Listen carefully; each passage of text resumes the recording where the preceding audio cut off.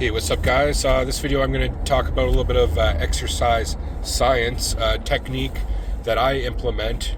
I really haven't heard many people talk about this, and I'd like to throw it out there and see what you guys think of it, at least, okay? So it's all based on the principle where if you contract an antagonist muscle, being an opposite muscle, say biceps antagonist to tricep, so if you flex the bicep, you're going to relax the antagonist. You're going to relax the tricep, okay? So as you know, like say you're doing a tricep extension, when you go into the tricep stretch, that's an important part of the movement to get that nice stretch, correct? So my technique to increase the pump, I think this very much increases the pump because you're getting more of a stretch of the tricep. I'll just give that as the example, tricep extension example. Is when you go into the tricep stretch, you contract your biceps. And that totally relaxes the triceps, okay? And then from that, when it's in a stretch position, then you just go straight into the tricep extension, engaging the tricep, getting the pump. So you get an extra stretch in there, which is the key aspect. Instead of just going in and not contracting the bicep, try it yourself right now.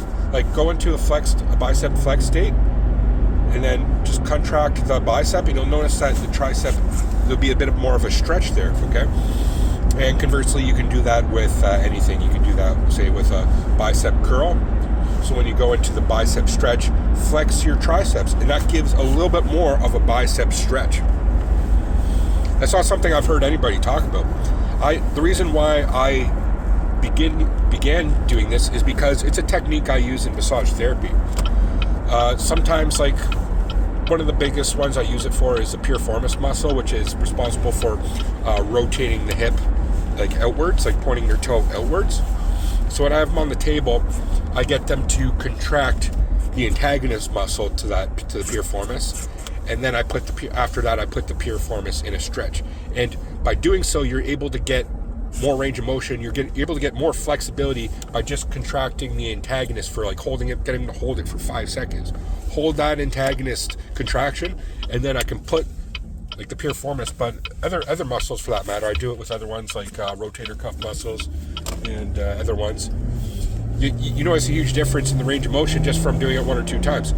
Well, the same principle is going to be with the this contract method I'm talking about when you're in the stretch, because by doing the contract, you're able to get more of a stretch.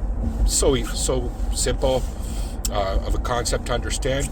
Is it completely necessary? Like I wouldn't do it necessarily every set, but try it out for some sets, especially ones that you're doing like really slow and controlled, isometric to the stretch. Then just just hold it there for like a second in the antagonist contracted state, and then go into the movement again, the concentric movement. I think you'll get surprisingly more of a pump because again you're stretching the fibers more, and then going into that contraction.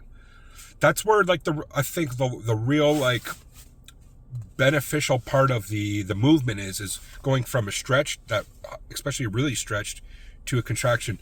Like for example, when I'm doing pull-ups, like I notice I get way more of a pump if I go into a full extension. I'm like hanging there, in a full extended stretch state, and then pulled up, right? So, but also to get a pump, it's also okay, like Ronnie Coleman used to do this, where he didn't even go into a full stretch state. He would just stay in kind of the mid-range and just kind of pump in that mid-range as well. So for example, like a bicep or like a bench press, like he's not, like he didn't necessarily even like, he might be touching his chest, but he's not necessarily even going to a full extension, you know what I mean? He's just staying mid-range. I do that too. I do a bit of combination, but sometimes, going like, for example, today doing the tricep extensions with on the cable with like a handle going in. That's when I went to the full extension, bicep contraction, and then going back down. It's down here, bicep contraction, and then extended like that. So I don't know, try it out. I'm just throwing it out there, guys. I think it could be a good technique to incorporate. for a little extra engagement of the muscle by engaging it by stretching it a little bit more. That's going to be the key aspect of what I'm talking about. So let me know what you guys think about that. I like to do exercise science videos because my background is anatomy, physiology. I work in like the health and technically medical industry alongside chiropractors and physiotherapists and massage therapists, a medical massage therapist. So it's more than just like a spa massage therapist. No, I'm not like a masseuse. So I've been incorporating things in exercise that actually like I know based on the science of things, and that's what I'm trying to relay here to you guys. So let me know what you think in the comments. Is it necessary or is it not necessary? Is it a good idea? Really curious to hear what your guys' thoughts are. Thanks for watching. Peace.